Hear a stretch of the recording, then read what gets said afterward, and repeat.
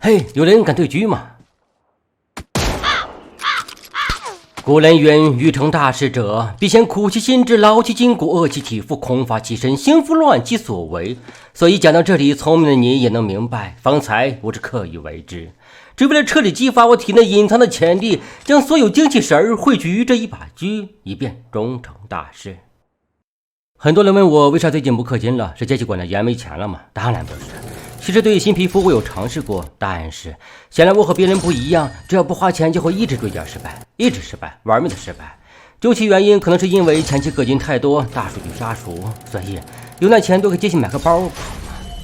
既然如此，还不如多满足一下老粉丝们的要求，再重拾我的单人4排，顺便再抽空做些我之前的挑战。你瞧，现在做挑战视频的那些人流量多好。哎呀，兄弟，你这才叫跳到枪口上了，以后记得多吃点，否则跳过伞都要空中飘老远。听，右前方7列新米车有人喘气，双耳张大，比我听到他有同伙在一旁，我向前疾行，向他发起突然袭杀。这个貌似是一个系统战神，正在上班。再次倾听了一下整个 M 城的动静，发现并没有一个活人的体系，我想一定是我这遮挡不住的无敌霸气，拒敌于100米之外。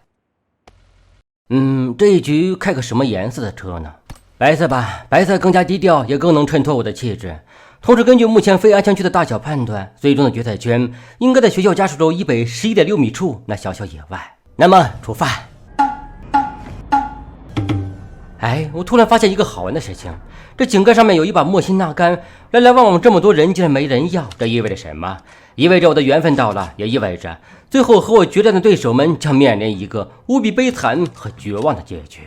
就这样，我带着这把随地捡来的没人要的莫辛纳甘来到了我的阿城妙妙屋。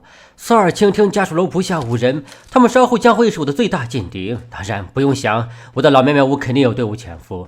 那么不如就这样，之后的战斗我就只有手中这把莫辛纳甘了，大家可以监督一下。刷圈了，如我所料，最终的决赛圈就在我标定的地方。走吧，去狙死他们。这里真是个不错的位置，不过我还想来点难度更大的操作，比如去和他们打个招呼。听到了，这颗子弹来自妙妙屋。楼上的，一会儿我狙你们呀。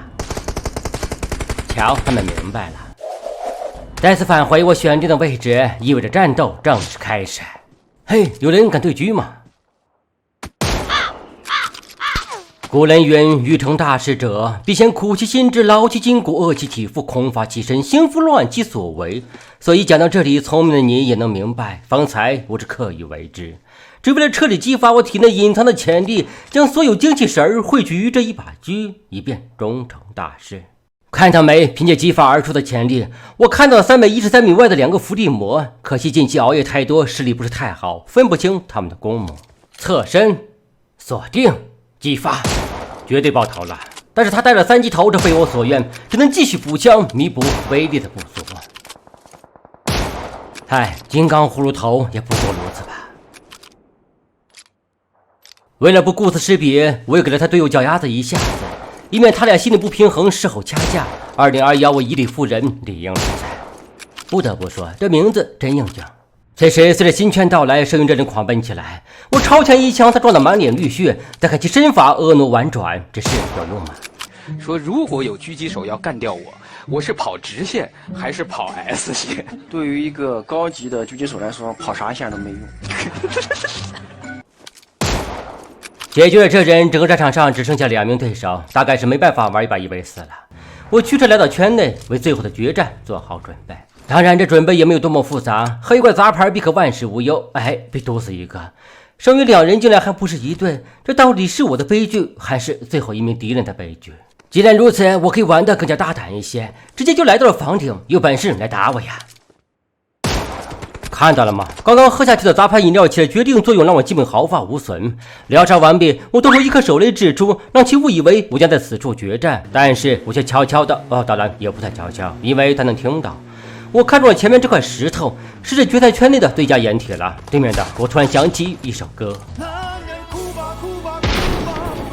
这一枪正中他的3级头盔，我并不着急补枪，而是爱心疗伤。毕竟之前也说过了，这一局我要挑战只用莫辛纳甘吃鸡，容不得一点闪失。此时对方躲到了那辆杂牌货车后面，但随着毒圈迫近，他藏无可藏。他出来了，我一枪打残，拉山撞弹，他侧身闪出，血如闪电。搞定，吃鸡。说只用莫辛纳甘，我就只用莫辛纳甘，哪怕单人4排我也无所畏惧。只是可惜没有遇到伊维斯。我是麦克，专业过硬，从未失手。为了吃鸡，我竭尽全力。